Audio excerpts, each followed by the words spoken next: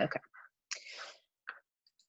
Alrighty. So obviously, we're going to be talking about how to make the most of doing charity, charitable contributions, fundraising, philanthropy in this virtual format. And I think we'll find that this will probably be a little bit easier than community service, which we'll have a discussion later on in the semester. But I know that this is one of the priorities of a lot of our groups. And so I wanted to be able to have a conversation of how do we ensure that this continues, right? Especially in a place like Athens where it so desperately needs the support and assistance and advocacy.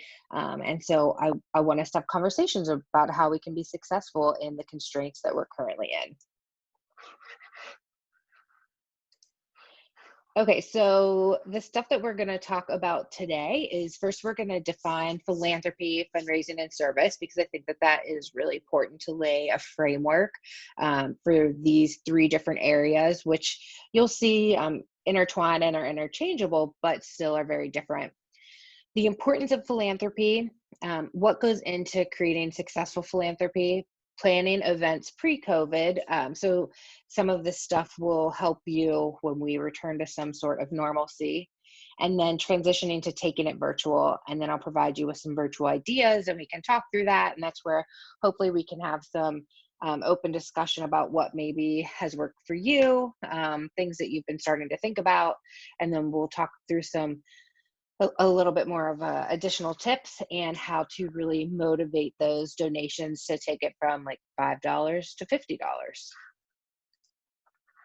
So when we look at the difference between philanthropy, charity, fundraising, and community service, philanthropy is really about raising money through an activity or fundraising that supports a charitable cause. It works to reduce or eliminate social problems, and it's ongoing and it's a long-term project. I know that some of our organizations have a national philanthropy, and I would really encourage you to look into the history of why your organization selected that cause. There has to be a story or a reason of why ADPI chose the Ronald McDonald House as their philanthropy. I don't know it, but I'm sure that it's a good story. Charity is intertwined with philanthropy, but it provides a solution to an immediate need. So something's happening in the moment, say like relief for a hurricane. That is more charity. Like, let's put our funds together and help an issue that's happening right now. Philanthropy is an ongoing cause, like Alzheimer's research, because it's something that is continuously happening that you need to continue to create awareness and funds for. Fundraising, again, can be interchangeable with philanthropy and charity, but it is specific to raising funds for an organization without a charitable cause. So specifically when we're talking about chapter operations, I like to think of philanthropy or charity as raising money for something or someone else, and fundraising can really be helpful if you need to raise funds for something within chapter operations. Say you have a regional conference that you need to get to, and so you need to raise money to help get you there. When Girl Scouts need to do a car wash to be able to get them to like a field trip, like that would be fundraising. And then community service is hands-on service to an organization, cause, or community. And we'll get into this more in depth when we have a program specifically to servant-based leadership and community service. But I do still see some of our members getting confused between the difference between philanthropy and service. And we have to remember that philanthropy is the charitable side of things. So money, goods. Service is actually the hands-on work that we're doing for a cause. So while you can still do community service for Alzheimer's, the philanthropy side is actually raising the money for it. Okay, before I actually move on to that slide, I want to talk to you guys. So why do you think philanthropy or charitable contributions, why is it important?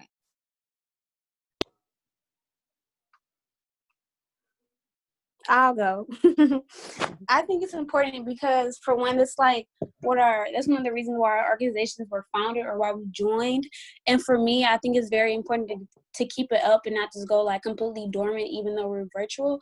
So that's why I think like this card is important, because it shows us like creative ways to still like serve our purposes, even though that we're not able to be in person. Yeah, thank you, Nia. Other thoughts? Agree, and I would add that it's like sorry. Nope, go ahead, Audrey. Sorry. Okay. I would definitely echo everything that Nia said, and add that, like, for me, it's like a way for us to like live our values, and it's a way for us to demonstrate like what we say we believe, and to also show that like that really is what we believe. And I think for me, I know when I left Alpha Delta Pi on Philanthropy Day, I could see so much of like what it really meant to people in the chapter. And that's how like I wanted to be a part of an organization that felt so strongly about it. So that was something too that I think that it's a reason to join for some people, because some people don't see the benefits of other parts of Greek life, but philanthropy is a very like obvious way of how our organizations help the outside members. Lauren's giving you a little applause there. So if we think back to the 1900s, when most of our organizations were founded, why do you think that our founders were like, yeah, let's select a national philanthropy, or let's donate money to X cause?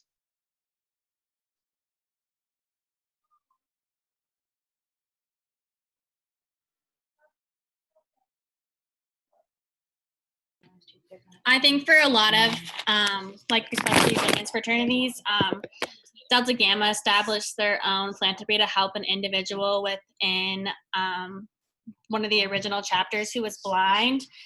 And I think it's just the purpose that I think sisterhood is found in a lot of ways of when we come together, and philanthropy is one of those easy sources of how a team and how bonds are created.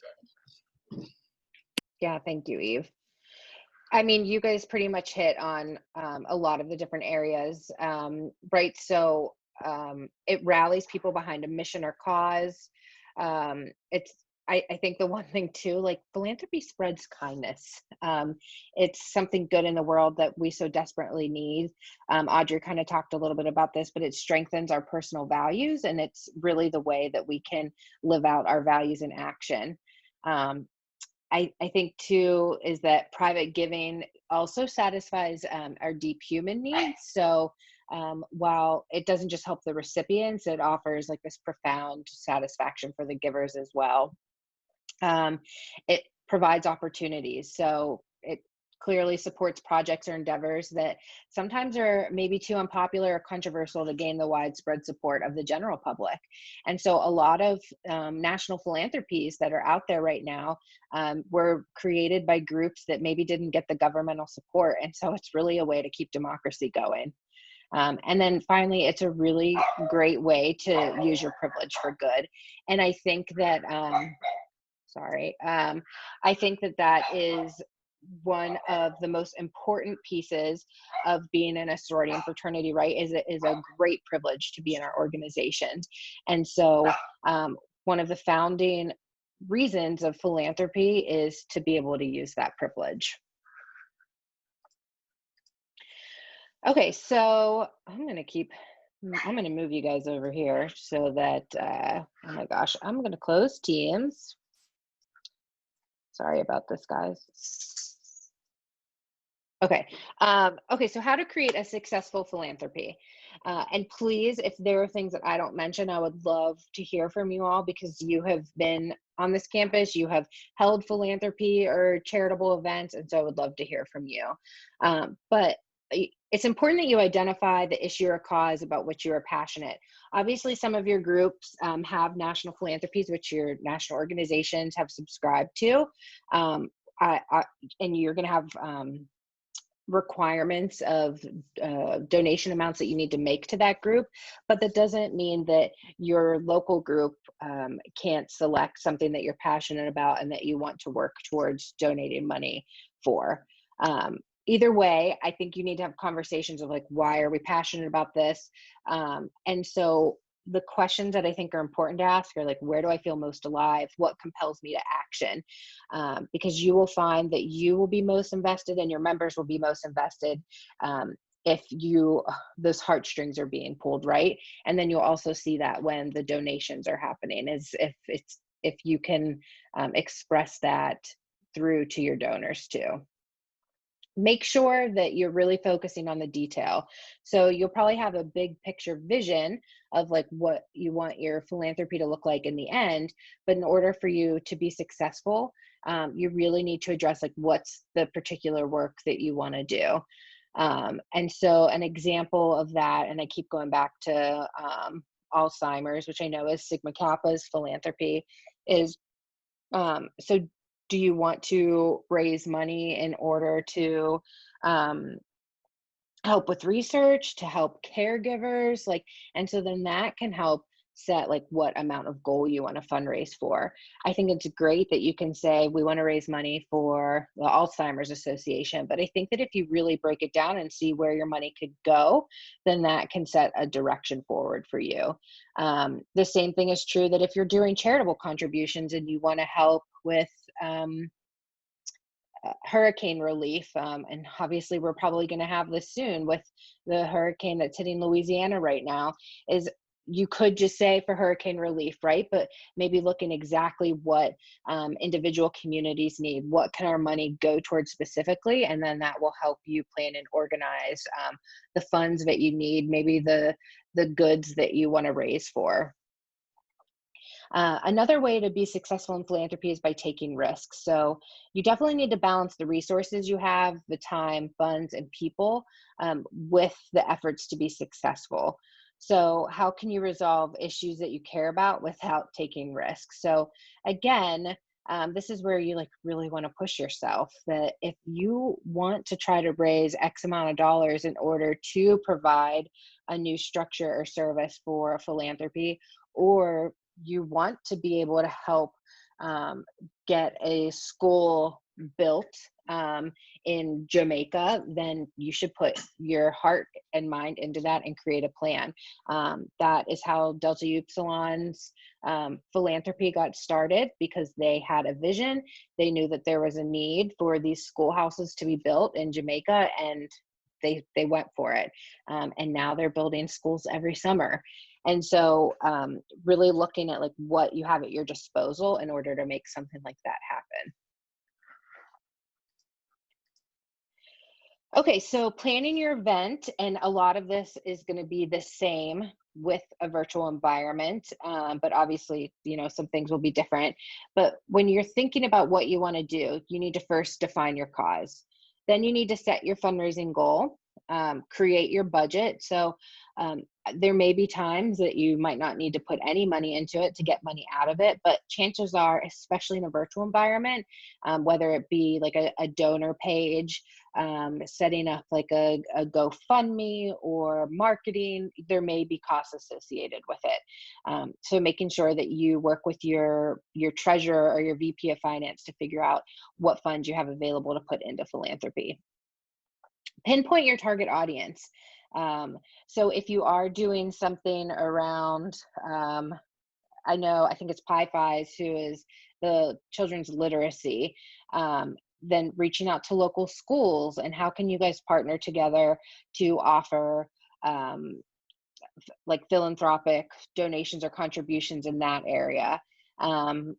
Thinking about like Alpha Phi Alpha's work with like the voter education is, you know, that's a lot of service-based work, but like what can we do? Can we work with the different the voter registration boards here to do any philanthropic work for like marketing or for signs or media? Like I think that you definitely want to understand your audience and be able to cater to them.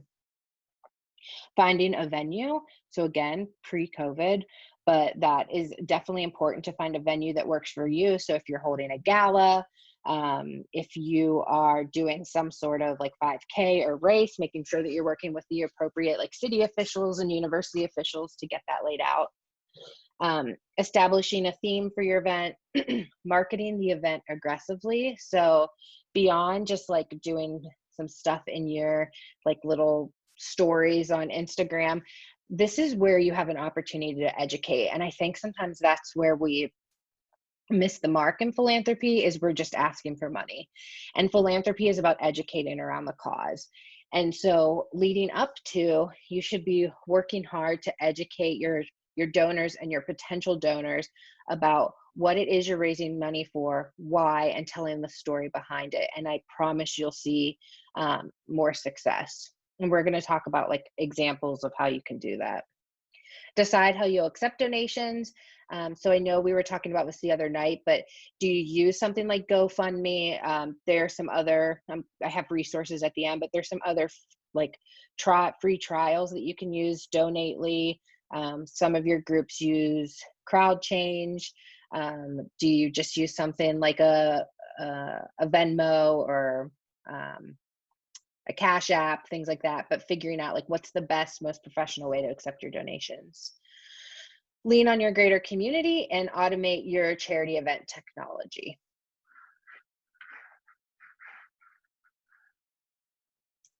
Okay, so now as we're thinking about how we make our events successful in a virtual environment, it is really time to get creative. I hope that everybody like listens and soaks this in, but I promise you that if all 34 of our groups do a bingo board, you are gonna A, be passing money around, B, you're only gonna be raising a minimal amount of money. This is the time where groups need to be creative, think of new, fun, different opportunities, because our stakeholders want to be engaged. They want to be involved. And I think that if people see that you're taking the initiative to be creative, they're going to see how committed you are to your philanthropy, and you're going to get a larger turnaround and investment. So expand and think strategically about your audience. Think about who you're wanting to communicate to, the platform that you're using. You need to hit them in all different types of platforms. So email, social media, phone, sending postcards.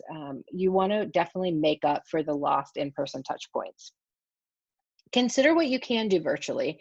And then again, don't forget your finances. So while the virtual event won't require the expenses for a venue or catering, there may be costs that you haven't considered, especially depending on like how big you want to take it. Make sure that you are reaching out to local and corporate companies. I know that Athens specifically has taken a large hit. I'm trying to, trying to let somebody else in. Obviously, there's been a huge economic impact in our communities, but there's still a chance that local and corporate businesses would want to be involved in your efforts, especially with in-kind donations and sponsorships and just getting their name out there. So it doesn't hurt to reach out and ask. Make sure that you're doing your research. So if you are using a third-party website for some of the ideas that I'll talk about in a little bit, make sure that you're looking at the contract, that you're connecting with somebody, and that you run it through your international organization, because they should have somebody that reviews any agreements. That's not something that you should be signing individually. Be realistic about your goals, so what you guys can take on. And then I just talked about this, consider using a fundraising app or landing page to create professionalism, that people feel comfortable with donating their money to you when you have a professional app like this. So talking through some virtual ideas, if any of these stand out to you and you're like, I want to learn more about this, we can talk through them now, or I'm happy to send you some resources after.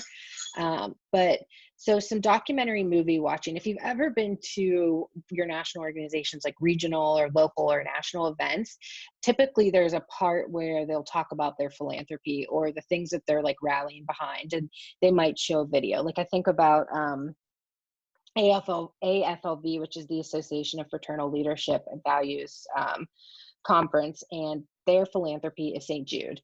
And so they have a lunch throughout the week where they show a video. They provide history about St. Jude, how the philanthropy came to be, why they chose it. And then they usually have some interviews with some of the children and the families that the money has impacted and how it's changed their lives. And so that, like, really, of course, like I'm always crying at the end of those videos. And then that really gets people who are watching to donate, because it shows them like, where is my money going and how am I making a difference? And so you can do that through Zoom. You can do a documentary on the Ronald McDonald House and what the work it's doing and how your money is impacting, how your chapter has helped. And then you can kick it off into let's do a fundraising goal and let's reach this amount and keep it going. You could have like a moderator to show, okay, we're at 200, we're at 500, oh, we've hit our goal. So you can do exactly what you do in person, but take it virtual. Obviously, you can do virtual walk or runs. This summer, I did a relay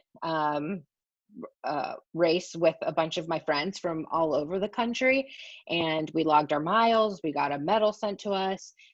We had to pay to enter, and then you can fundraise for it. And so you can easily set that up virtually, and people just log their miles. I know that Ian had put that in the message about Delt just wanting to log miles for health and fitness, but you can do something like that for your philanthropy. A virtual gala is another idea. So similarly to what we did to the sorority and fraternity banquet, you can have a setup like that, have entertainment. If you have the funds to be able to do something cool, I've seen organizations where they have had people like send little care packages to all pre-registered attendees, and it was delivered to them. And then you had like a consistent similar experience during the gala. They've had food delivered to attendees. Again, that's a financial expense up front. But then they have like auctions during the gala. A virtual online shopping sale. So if your members have clothes that they want to, gently worn clothes that they want to get rid of, you can put those up for auction. Indoor cycling events or other workout events, peer-to-peer fundraising campaigns. So that's literally like each individual setting up their own fundraising page, making it a competition, having goals for how much they want to raise. Talent shows, open mic nights, virtual marathon. So again, the race idea, virtual cooking lessons. So if you have an alumni or alumna that maybe is a chef, you could bring them in. So using your alumni's skill set and having people like pay to enter into it. Online gaming tournaments, paint or craft nights, a Facebook Live fundraising event. So you'll see a lot of your national organizations doing this on their day of giving. And who's to say that you can't do that for your individual chapter? Is building up to it months or weeks in advance that we're going to do this huge day of giving, solicit your alumni, solicit your parents for money, and then do the live fundraising event on X day and tell them what your goal is, and maybe get alumni that will match that donation and just make a huge event out of it. Free digital download with donations, so incentivizing people who donate, treadmill relays, and then virtual raffle fundraisers. So just some like different ideas that I'd really encourage people to think about. Again, if any of these like stand out to you and you're like, wow, that's a cool idea, I want to talk through that more, I'm happy to help. One of the things in working with a small national fraternity is we were all part of the fundraising efforts. And so I have a lot of experience in working to put this stuff together and marketing for it. And so whether it is something long-term for your philanthropy or something short-term to raise cause or awareness or money, I'm here to help you. I'm not going to read through all of these, but here are some additional tips. Making sure that you are engaging like your critical supporters, so thinking through who's donated in the past, who are potentially going to be your big donors. Again, providing meaningful opportunities for connections, making sure the education is enriching. So this is where you can do like a Q&A, reaching out to people who are in charge of the philanthropy that you're a part of and seeing if they can do like a Instagram live or a Q&A, and then providing insider access to donors. So again, like knowing this from the fundraising side of things, donors love to feel like their money not just did something for the cause, but that they're being recognized. And so if you do like a VIP club, or if you show like different levels of donors in your newsletter or on your social media, sending birthday cards out to all of your donors, people really appreciate that, and that goes a long way. So make it multi-sensory. This is the stuff I was talking about. It usually is for like larger corporations, but I think it's cool, like if you could do swag that is sent during an event to make it so that you're using other senses other than sight and sound. So things that people could wear, or like maybe they have a water bottle or something. It just depends on your budget. Putting your volunteers to work. So using your advisors, your volunteers, your donors, and that's where that peer-to-peer fundraising is super helpful, where everybody is working to fundraise and not just like the philanthropy chair and one person. It's a community-wide effort.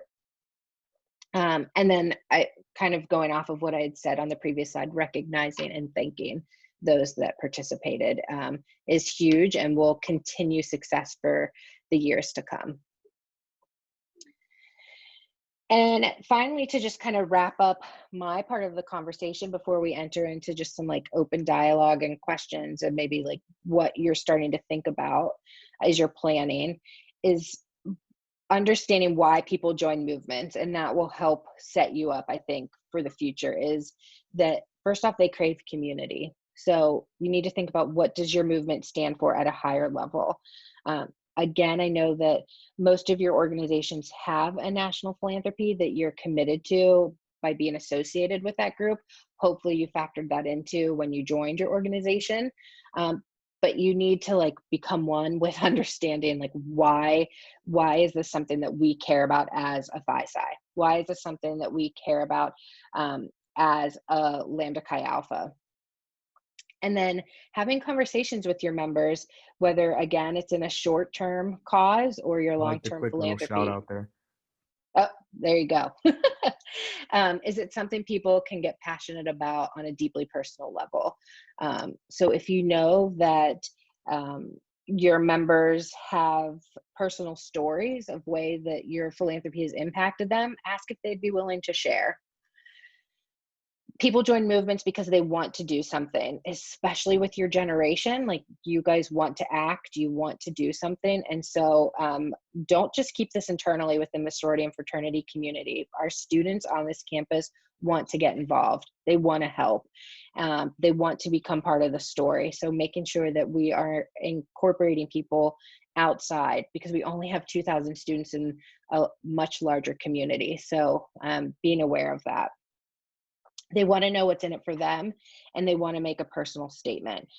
That's why things like the Live Strong bracelet, the pink ribbon for breast cancer awareness, and the ice bucket challenge, which was so visible, were so popular because they were able to show that they contributed.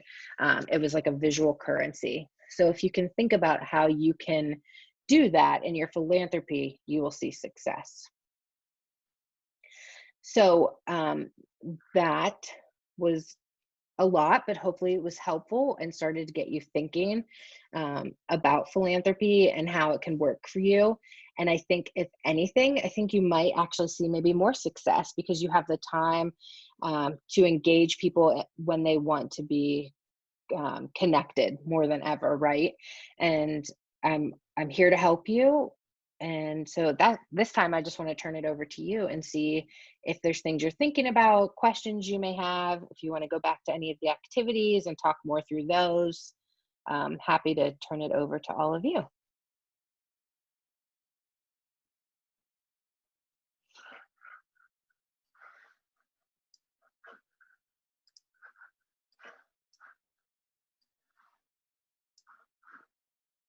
Did you guys find this helpful?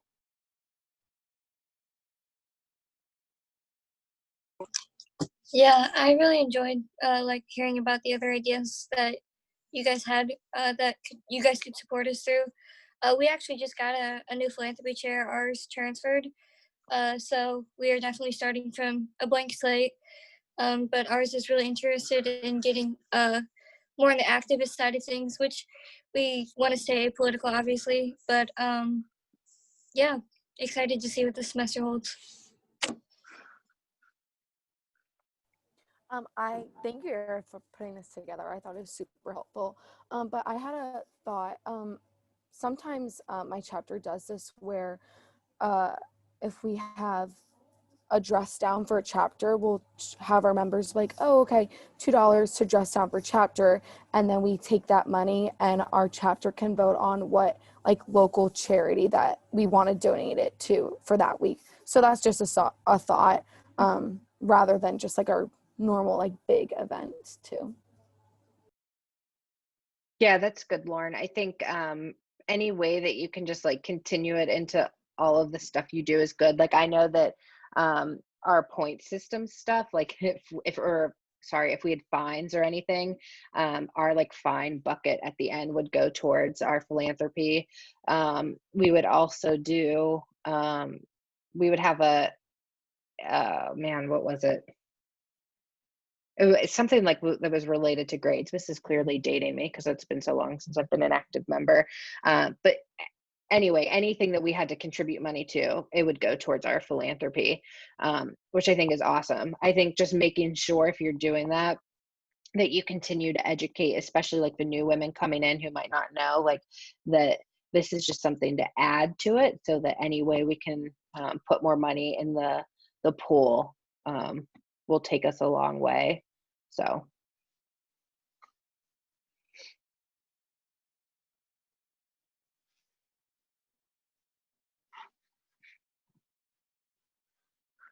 Any other thoughts?